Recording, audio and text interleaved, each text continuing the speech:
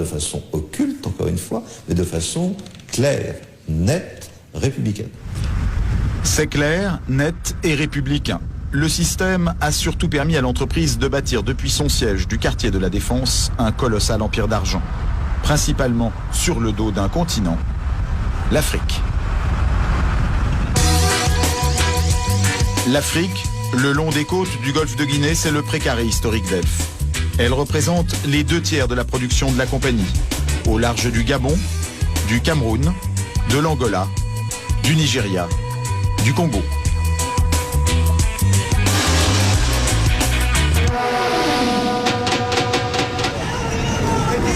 Une des pièces maîtresses d'Elf, c'est le Congo, capitale Brazzaville.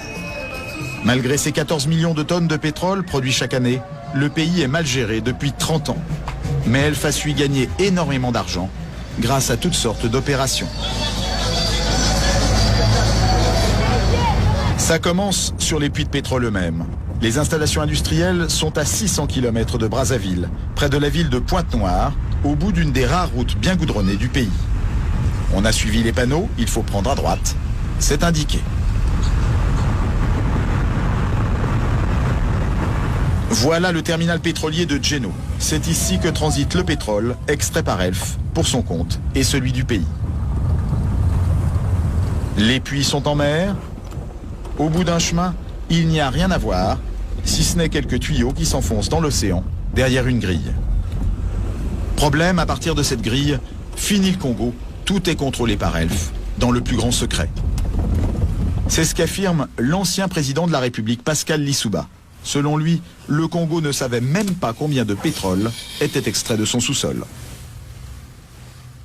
Nous ne savions rien de ce qui se passe et nous n'avons même pas la quantité du pétrole qui sortait de notre pays. Nous ne la connaissions pas.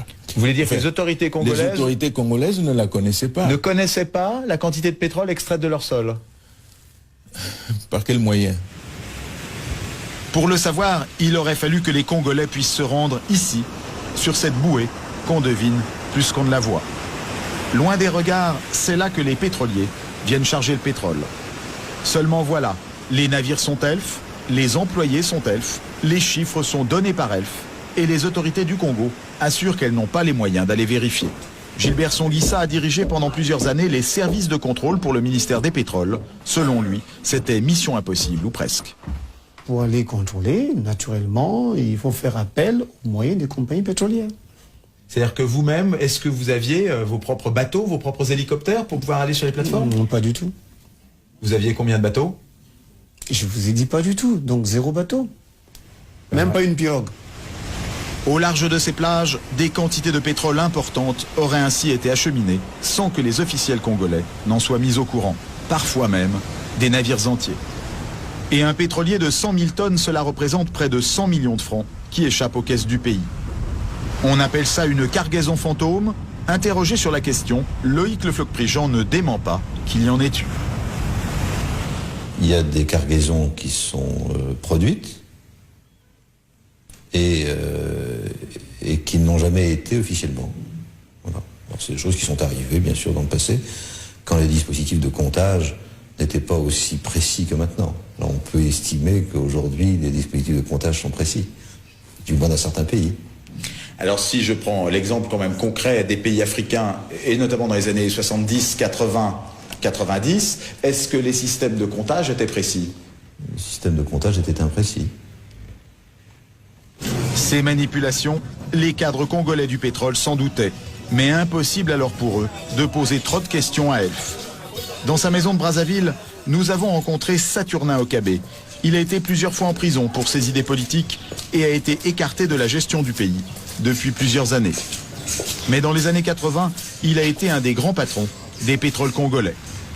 Selon lui, il n'était pas facile de contester ouvertement l'honnêteté d'Elf et des autres compagnies pétrolières.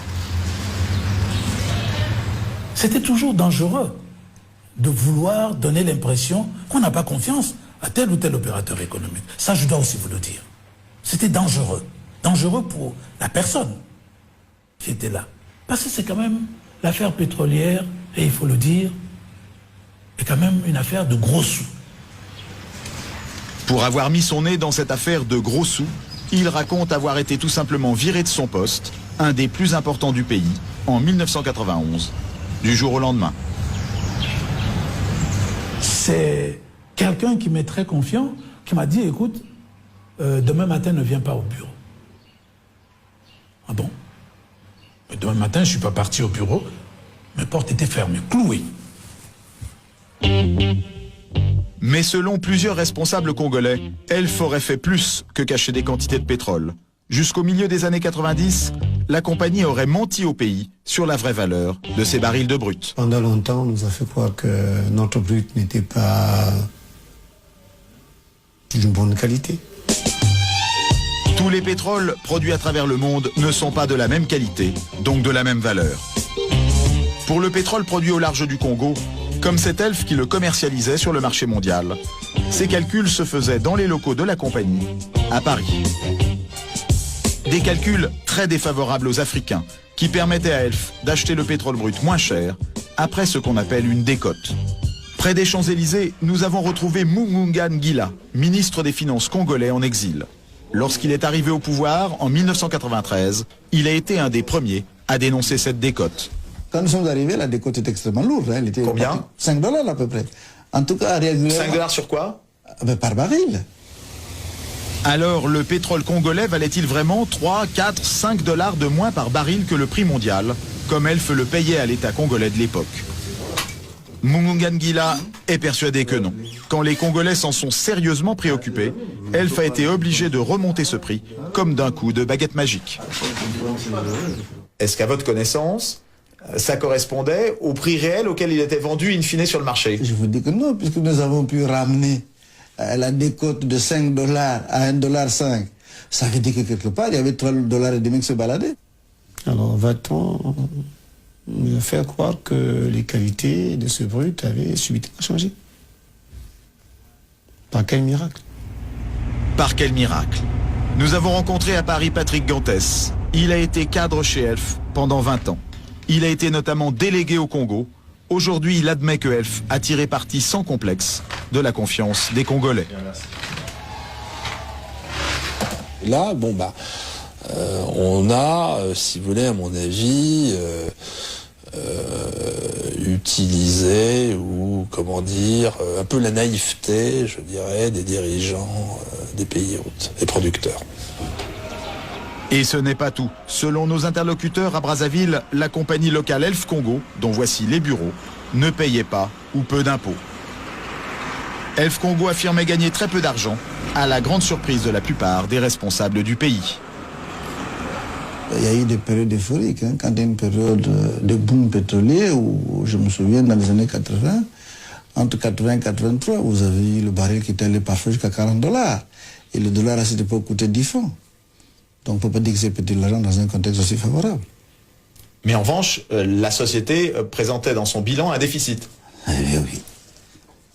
Eh oui. Difficile à comprendre, venant d'une filiale qui représente entre 12 et 14% de la production d'Elf dans le monde. Pourtant c'est tout simple.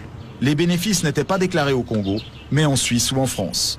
Une idée qui remonterait au premier directeur financier de la compagnie. On va faire le gain minimum à la filiale, si vous voulez, pour en faire profiter le maximum les structures centrales. En limitant les gains de la filiale, Ouais. quelles conséquences pour le pays producteur? C'est que l'impôt est moindre, la recette fiscale est moindre.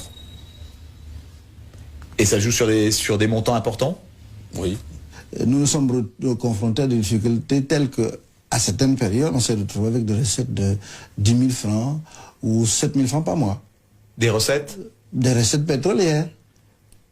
10 000 francs de recettes pétrolières? 10 000 francs français de recettes pétrolières ou 7 000 francs. Au pire, on a eu 7 000 francs français de recettes pétrolières mensuelles. Résultat de 30 ans de mauvaise gestion et d'économie pétrolière, le pays est surendetté. Aucun banquier ne veut lui prêter, alors c'est Elf qui va lui servir de banquier. Au Congo, par exemple, la compagnie a prêté sur 3 ans entre 92 et 95 plus de 4 milliards de francs à des taux très élevés. Entre Congo, Gabon et Cameroun, ces préfinancements auraient rapporté beaucoup d'argent à la compagnie. Est-ce qu'on peut estimer combien rapportaient ces préfinancements à la compagnie ou quelle part de ses profits ils ont pu représenter? Moi je dirais au bas mot 4-5 milliards. Une chose est